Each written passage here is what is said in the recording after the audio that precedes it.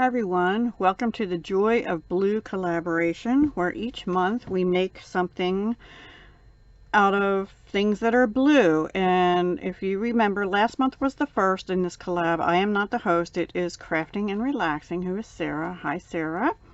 And I had requested from Sarah that I be able to make blue jewelry all year long with different things from my stash. Other people may be doing paper crafting, mixed media, anything that, as long as it involves blue. Blue is my favorite color, specifically turquoise, but I also like lapis, Larimar, you know, all kinds of blue, glass blue. So we'll get into some of those in a minute. So I am running behind in doing my bargain bead box kits, and so what I decided to do is get my cat off my jewelry table. Okay, so as I was saying, I asked if I could make blue jewelry. I'm behind in my bargain bead box, so I went back and decided to use the December one, which I hadn't looked at. I mean, I looked at it because I did the unboxing, but it is called Silent Night. From December, and I already have January's I haven't touched yet, and February's is on the way. So I figured I better, and even came in a blue bag. That's all the little baggies. I decided I better at least use some of it. So this is what I'm going to show you. And I will be doing a part 2, I think, because I have a lot left. I still have some head pins. I used a couple of them. I have some of these little star bead caps. I have a few of the star spacers. I didn't use any of these snowflake beads yet. I didn't use the big focal. I only used one of the larger, this one, snowflake charms. I didn't use any of the small, no, I'm sorry, this is the larger one. Didn't use any of the small ones yet. I did use many of the clear star beads. I did use some of the lapis, the little ones. I used one of the toggles. There were 3. I used quite a few of these silvery bicone beads. I used all but 3 of these frosted matte sesame jasper round beads. I actually really like those. And I used quite a few of these silver and blue faceted beads. I don't know if I ended up, I was going to use these. I think I didn't use any of these spacer beads yet. They just weren't working in the designs that I did so far, but I will use them. I used all but 5 of the English cut faceted round sesame jasper beads. I used quite a bit of chain, but I still have this much left, and I have an idea for that. And I have 5, well, I have 5 left, but only 4 usable, I think. One of them's a little wacky, but we'll see. Maybe I can figure out what to do with it. Oh, it's flat on one side. That's what it was. So I have 4 usable blue goldstone beads. Aren't they pretty? They're sparkly.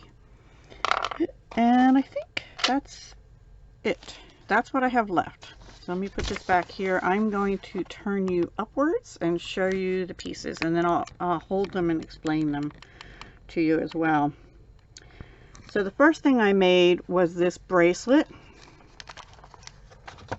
and it used the toggle, one of the toggles from the kit. It is just a simple strung bracelet, but it uses the frosted matte sesame jasper, the English cut faceted round sesame jasper dyed. These, I don't know what they're calling them. They're a crystal. They're a crystal. I don't see them on here. Crystal Rondelle bead, light sapphire, half silver, 6x4 millimeter. So half of them is blue and half is silver. And I just did that all the way around.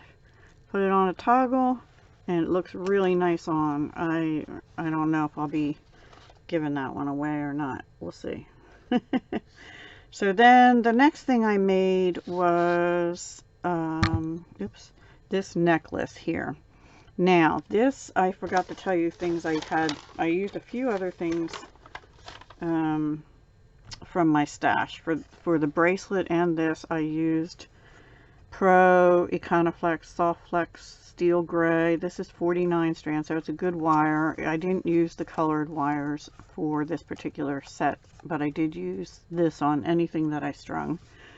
I actually used Beadalon Silver No. 2 crimp beads. I usually use crimp tubes, but I have these, so I figured I ought to use them. For this necklace that I'm showing now, I used this. I had a set of 2 from Prima, which is now Cousin DIY, Prima bead. I bought it, I don't know, back probably in like 2013 or 14, and I forgot I had it. I was looking through my stash for something else, and I saw that shooting star with the, it has like gold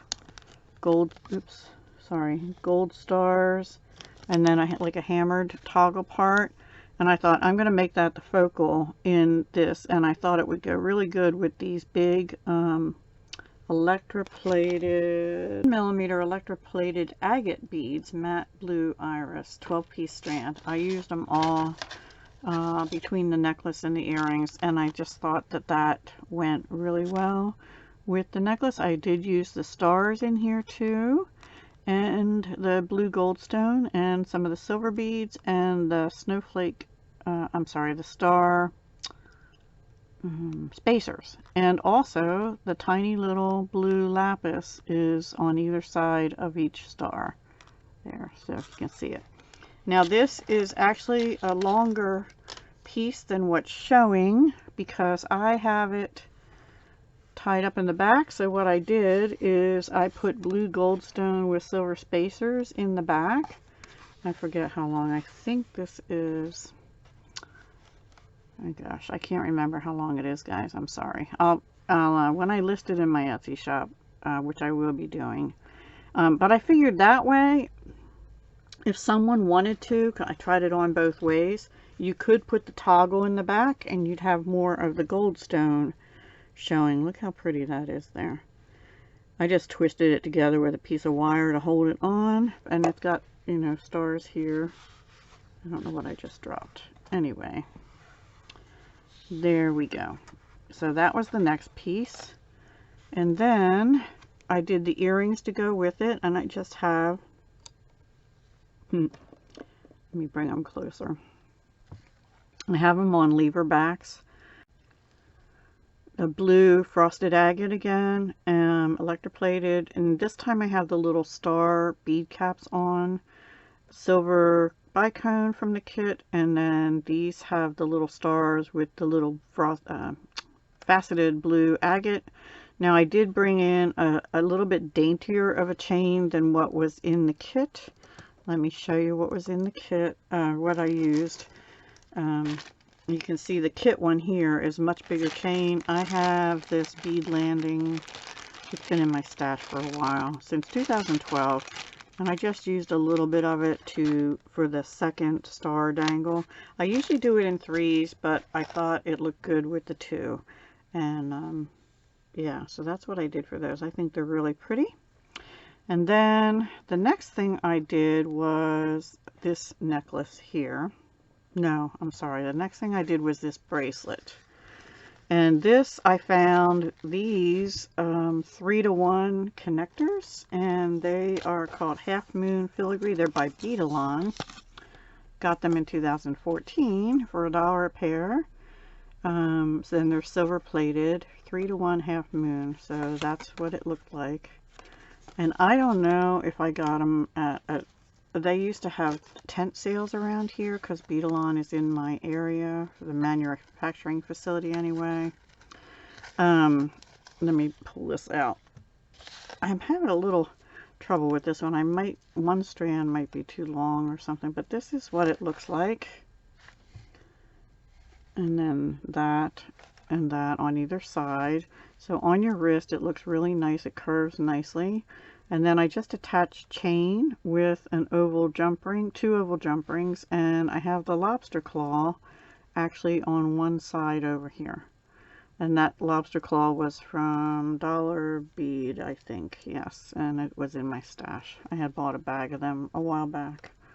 So that is what I did next, and it's got the gold, stone, and silver, the little star spacers, some stars with, you know, just like in the necklace, I have the stars with the lapis and the silver, and then some star spacers, gold stone, and then this just has, this one had mostly gold stone, and this one has mostly the silver bicones with gold stone interspersed. So I think that looks pretty nice. And it looks nice on. It just looks a little funky laying here, sitting here. Oops, I just bumped everything. And then the last thing, next to the last thing I made is this necklace. Now this is a really long necklace. I used 15 link pieces of chain up here and 7 here, here, and here. Originally I just had this going up the other side and this in the center, but it looked like a flat line there and I didn't like that.